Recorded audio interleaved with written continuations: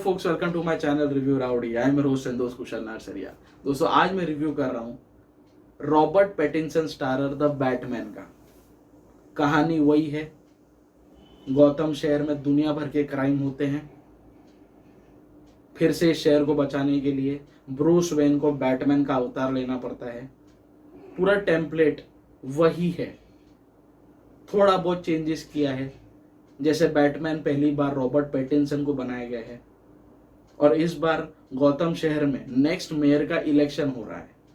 तो इस इलेक्शन की गर्मी में ही एक सरफिरा आदमी गौतम शहर के एग्जिस्टिंग मेयर का मर्डर कर देता है और इस मर्डर केस को सॉल्व करते हुए बैटमैन किस तरह से उस विलन तक पहुंचता है, वो विलन कौन होता है, उसने उस मेयर का मर्डर क्यों किया, ये सारी बातें इस मूवी में दिखाई गई है। कहानी वही है, ठीक है।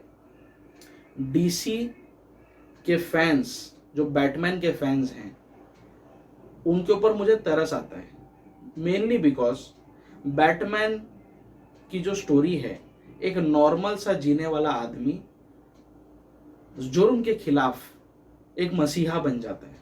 उसके पास कोई पैदाइशी पावर्स नहीं होते, जैसे एवेंजर की मूवीज में कैसा होता है, उसकी लाइफ में कितना ही प्रॉब्लम आ रहा हो, लास्ट में उसको कुछ याद आता है, मेरे पिछले जन्म में मेरे दादा माँ बाप किसने कुछ पावर छोड़ दिया था मेरे अंदर, वो पावर उसके अंदर जागृत हो जाता है और वो बच जाता है।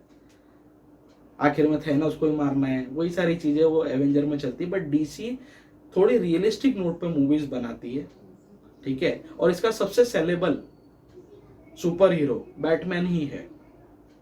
सो बैटमैन के फैंस के लिए मुझे थोड़ी सी निराशा लगी द बैटमैन में, इसीलिए क्योंकि अगेन फिर से बैटमैन का एज अ सुपर हीरो मजाक उड़ाया गया है।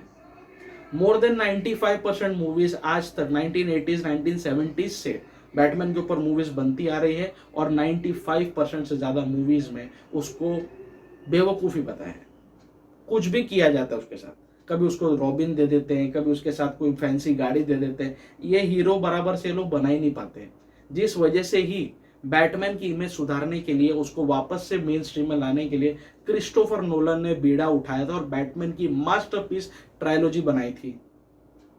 बस वही चीज रह गई। आज 2022 में भी क्रिस्टोफर नोलन वाली बात दिखाई नहीं दी। इतनी एडवांस टेक्नोलॉजी, इतनी एडवांस स्क्रिप्ट होने के बावजूद भी पूरी मूवी में डायलॉग बाजी चल रही है, डायलॉग ही डायलॉग है और वो डायलॉग कहीं जाके रिजल्ट नहीं करते हैं। मतलब ऐसा हो गया कि बैटमैन मूवी का पूरा टेम्पलेट इन लोगों ने उठाया और उसको डैन ब्राउन की द डाविंची कोड से जोड़ दिया।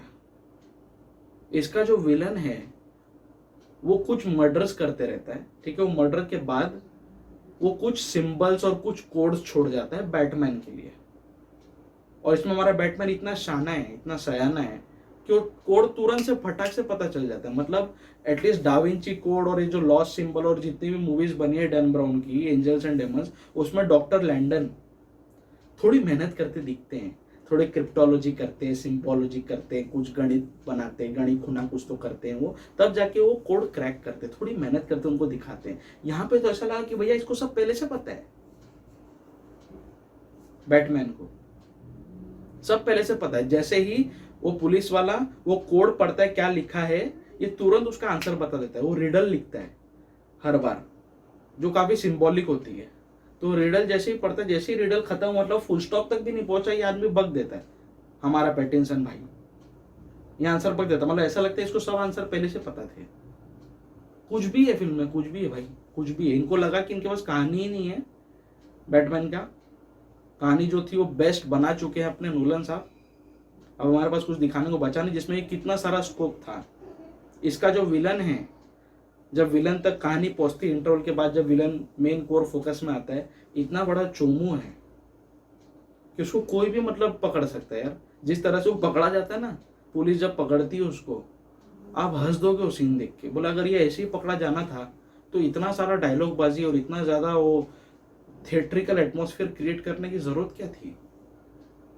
डायलॉग बाजी चल रही है, एक्शन की कमी है फिल्म में। It's an action film brother, Matt Reeves sir, it's an action film. We are going to watch a superhero in the multiplex.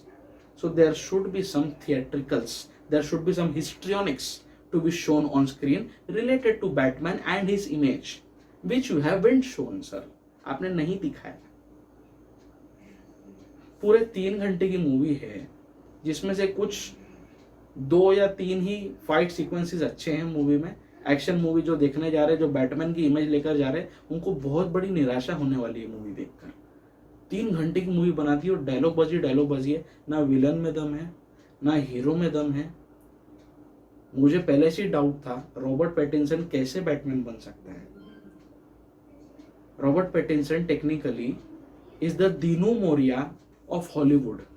इस बंदे को एक्टिंग नहीं आती है, इस बंदे को एक्सप्रेशंस देने नहीं आते हैं, तभी जाके इसकी ट्वाइलाइट मूवी को लोग ट्वाइलाइट नहीं टॉयलेट बोलते हैं. बकवास एक्टर है वो, और उसको तुमने ब्रूस वेन बना दिया.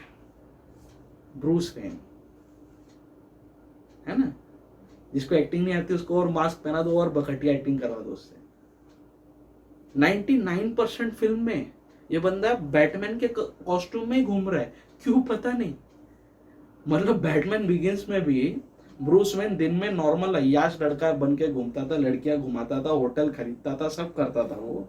और रात को जब उसको दुश्मनों की छुट्टी करना निकलना होता था तब भी वो बैटमैन का पूरा कपड़े पहन के फिर जाता था वो. ये तो पूरे टाइम दिन हो चाहे रात को बैटमैन के कॉस्ट्यूम में ही घूम रहा है.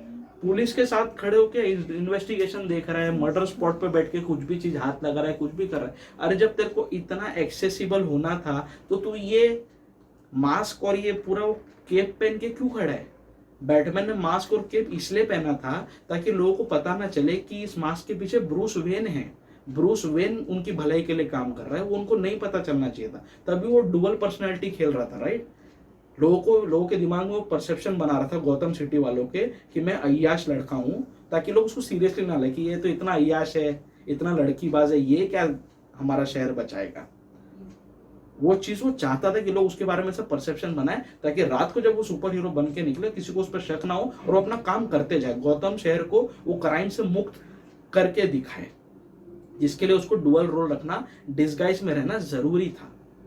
उसमें भी बैटमैन बिगिंस में लास्ट सीन में जब वो अपनी गर्लफ्रेंड से मिलता है रेचल से, तभी भी वो मास्क के पीछे वो रेचल पहचान जाती है कि ये ब्रूस वेन ही है. क्योंकि यार कितना डिफिकल्ट है ये.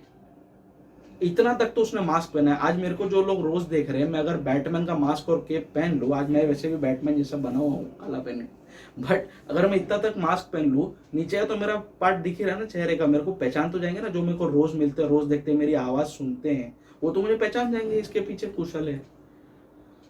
तो ये लॉजिक मेरे को समझा ही नहीं. वो सबके साथ घूम रहा है, एकदम बाजू में मस्त आराम से पुलिस के साथ खड़ा है, मीडिया के साथ खड़ा है, और किसको मालूम नहीं कि ये ब्रूस वेन है. How is it possible. इतना लंबे समय तक वो खड़ा ही आपके साथ, मतलब इतना कैजुअली वो घूम रहा है अपना केप और मास्क पहन के, कोई उसको टपली मार के भी जा सकता है. अरे तू बैटमैन है. What nonsense. बैटमैन ने ये अवतार लिया ही इसलिए था ताकि लोग उसको पहचान ना पाए और वो किसके पकड़ में ना आए.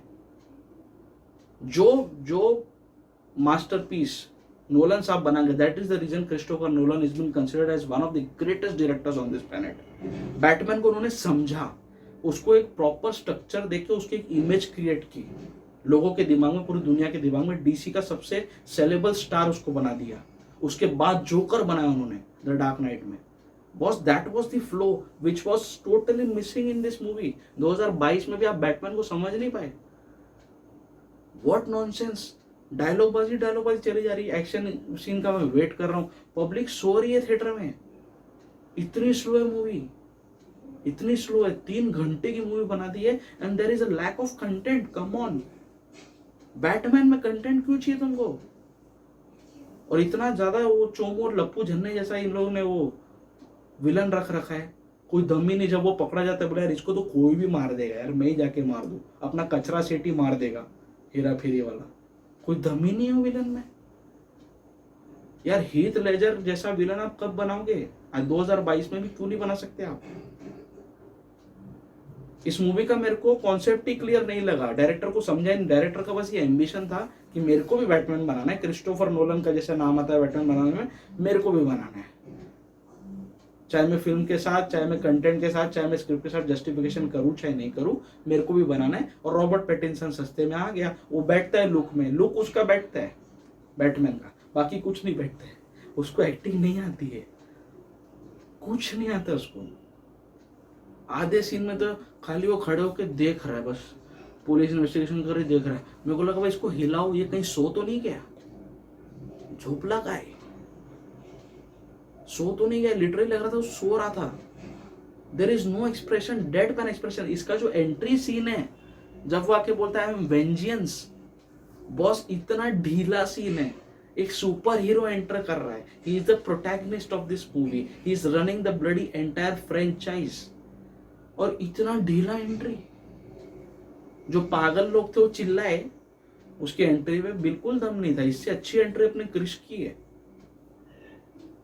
इतना ढीला एंट्री दिया उसने।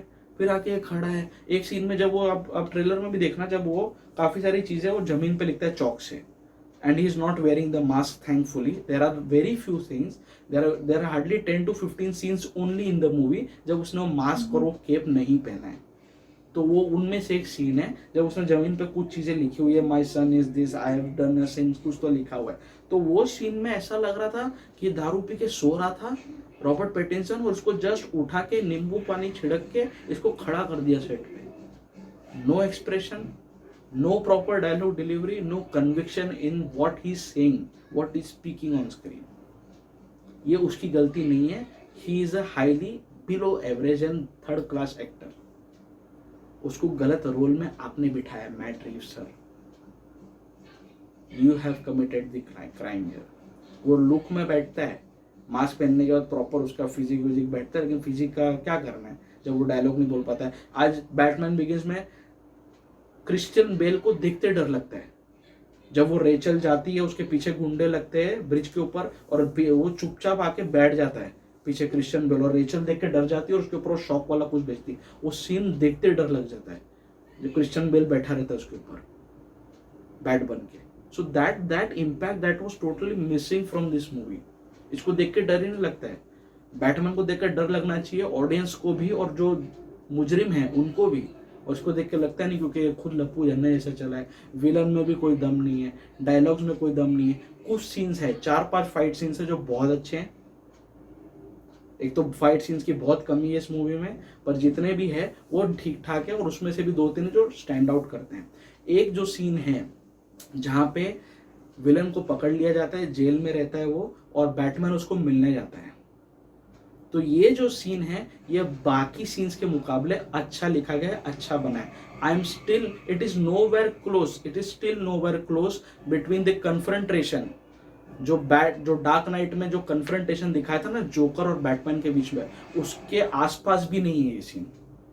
That was a masterpiece scene, that was a masterpiece movie, those were classic actors and outstanding director. यहाँ पे बाकी सीन जहाँ बाकी मूवी इतनी डल है, इतनी बोर, इतनी स्लो है, उसके कंपैरिजन में जो विलन और बैटमैन का जो इंटरेक्शन सीन है, जो कन्फ्रंटेशन सीन है, वो अच्छा लगता है देखने को। बैकग्राउंड स्कोर में कोई दम नहीं है, क्योंकि फाइटिंग के शॉट्स ज़्यादा है ही नहीं, तो बैकग्राउंड स्कोर भी कितना कोई चला लेगा। बैटमैन की इसमें गर्लफ्रेंड दिखाई, फिर वो गर्लफ्रेंड के पीछे लग जाता है, उसका असली बाप कौन है वो ढूंढने में लग जाता है। अरे what nonsense, where are you deviating from the script. Gautam शहर का क्या हुआ, जो विलन भी है वो 1-2 लोगों को हॉस्टेज रखकर उनको टॉर्चर करके वो वीडियो शेयर करता है मीडिया में, सोशल मीडिया पे, खुद का यूट्यूब चैनल उसने खोल रखा है और न्यूज में वो वीडियो भेजता है, ठीक है। यही देख के वो बैटमैन को चैलेंज करता है कि तू आ, मेरे को ढूंढ के दिखा, मेरे को पकड़ के दिखा, और मैं तेरे को कोर्स पे कोर्स भेजते जाऊंगा हर एक मर्डर के बाद। 2-4 ही मर्डर दिखाए, ज्यादा दिखाए भी नहीं है। तो बॉस ये जो कर रहा है ना विलन, वो that is not a city level threat. आज बैटमैन बिगिंस में रास अल घुल जो कर रहा था, उसका प्लान, उसका स्ट्रेटेजी यही था कि वो एक जहरीली गैस फैला के पूरे गौतम शहर को मार देना चाहता था। So that was a city level threat, जिसके लिए, जिसको बचाने के लिए एक सुपर हीरो चाहिए। पर यहाँ पे वो 1-2 लोग को मार रहा है, ज्यादा कुछ कर भी नहीं रहा है, तो वो तो पुलिस ही अपने लेवल पर सल्टा लेगी। तेरे सुपर हीरो होने का मतलब कर, तू ये केस में घुस क्यों रहा है फिर, when there is no city level threat। उस लेवल का, उस मैक्रो स्केल का जब थ्रेट ही नहीं है, तो तू अपना घुस के इसमें टाइम वेस्ट ही कर रहा है ना बैटमैन। मतलब बैटमैन को बच्चा बता दिया यार इसमें।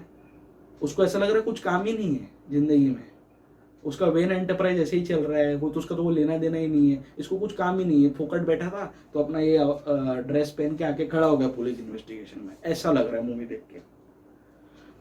There was a lot of scope. आज 2022 में टेक्नोलॉजी इतनी एडवांस है, क्रिस्टोफर नोलन से बेटर मूवी बनानी चाहिए थी, नहीं बनी।